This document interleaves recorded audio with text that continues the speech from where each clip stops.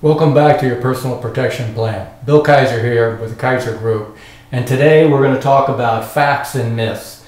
And the reason why I point this out and the reason why we're taking a few moments to address this is because myths will kill you, facts will save you.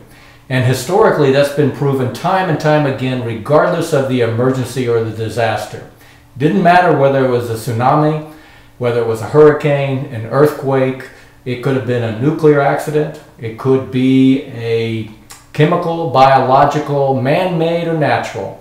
Certain denominators are going through every emergency and disaster that will tell you which way to look and which way and what to avoid.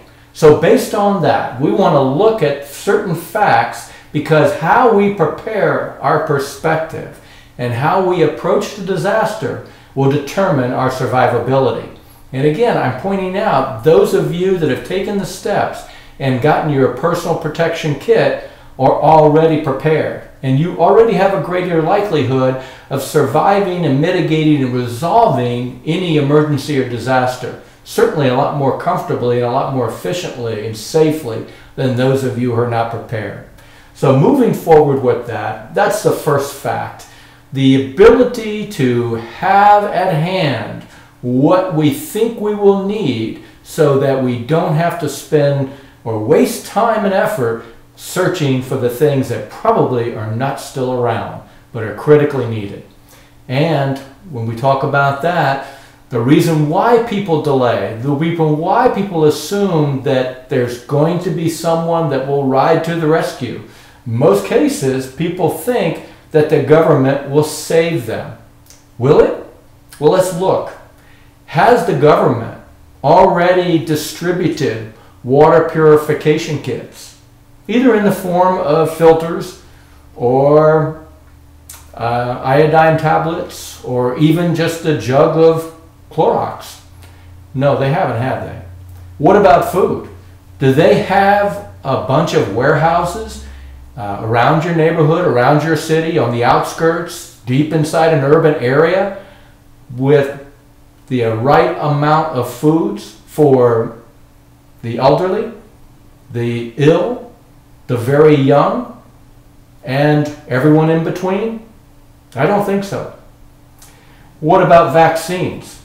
Have they provided certain pharmaceutical companies with incentives or given them the task of having on hand certain vaccines that will combat the illnesses and the diseases that are so likely to happen?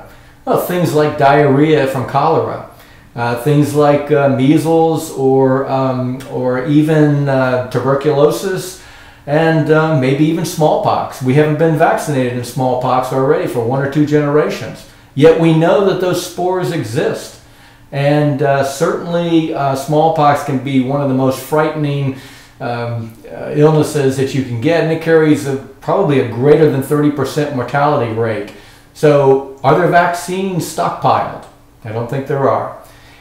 Are there, at the very least, a civilian corps and civil defense where people in the neighborhood, volunteers, I'm not talking about your fire and police and your rescue agencies, I'm talking about citizens that have been trained.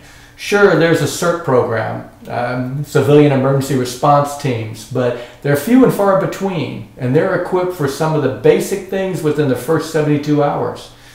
Some of these disasters can last weeks instead of days, if not months. In that case, if they don't have already these elements in place, then it's a myth to think that our government will save us. No, it's a fact. We must be prepared to be prepared, because we're going to lose our electricity, we're going to lose our source of pure water, we're going to most likely lose our communications grid, or it's going to be severely limited because it's going to be so overloaded.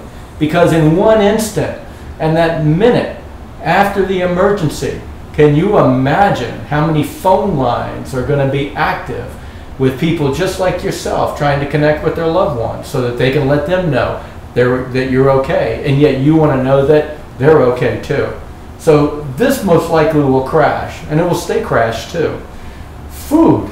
Okay, we live in a society where our distribution points, or the warehouses that supply our grocery stores with food, well, they get their food through transport. We see the big tractor trailers all day long moving in and out.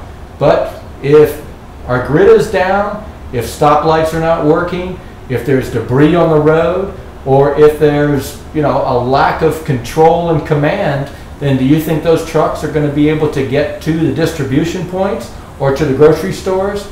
I don't think so either. Mobility is going to be the key of whether any of these things can occur and be able to remain in place.